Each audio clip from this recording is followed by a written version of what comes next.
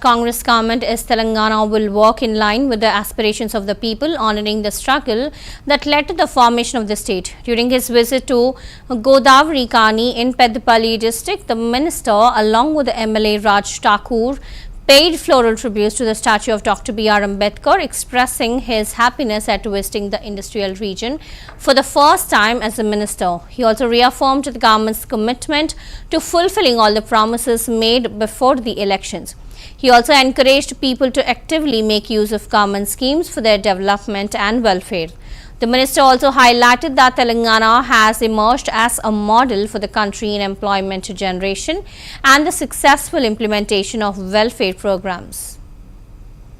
గౌరవ ముఖ్యమంత్రి వర్యులు ఎంతో నమ్మకంతో ఈ రాష్ట్రంలో ఉన్నటువంటి వెల్ఫేర్ మొత్తం ఉన్నటువంటి schedule caste cooperative welfare residential schools కానీ మైనారిటీ కార్పొరేషన్ సంబంధించిన విషయం కానీ అదేవిధంగా గిరిజనులకు సంబంధించినటువంటి కార్పొరేషన్ కానీ వెల్ఫేర్ కానీ డిసేబుల్ సంబంధించిన వెల్ఫేర్ కానీ అంటే ఈ రాష్ట్రంలో అత్యధిక ఉన్నటువంటి వెల్ఫేర్ మొత్తం కూడా ఎంతో నమ్మకంతో లక్ష్మణ్ కుమార్ గా మీ కుటుంబ సభ్యుడిగా ఇక్కడ నుంచి పుట్టి ఇక్కడ నుంచి పెరిగి ఈ స్థాయికి వచ్చిన వ్యక్తిగా నాకు ఇంత పెద్ద అవకాశం వస్తుందని కళ కూడా నేను ఊహించలే.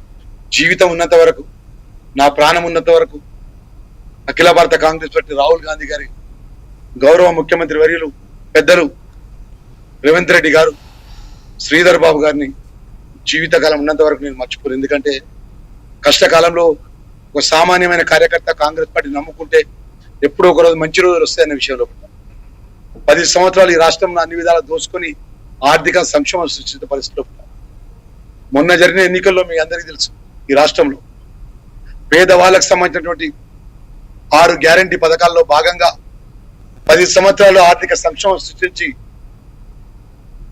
రాష్ట్రాన్ని అప్పులపాలు చేసి ప్రతి నెల 1వ తారీఖు పడంగానే ఈ రాష్ట్రం వడ్డీలు కట్టే పరిస్థితి తీసుకొచ్చినటువంటి గత ప్రభుత్వం టిఆర్ఎస్ పార్టీ ప్రభుత్వం మాజీ ముఖ్యమంత్రి కేసీఆర్ గారి మేమే మంత్రులం మేమే రాజులం మాకు ఇక్కడ ఎదురు లేరు అని చెప్పి ఈ ప్రాంతం కానీ ఈ రాష్ట్రంలో అన్ని విధాలా నష్టం చేసినటువంటి పరిస్థితి.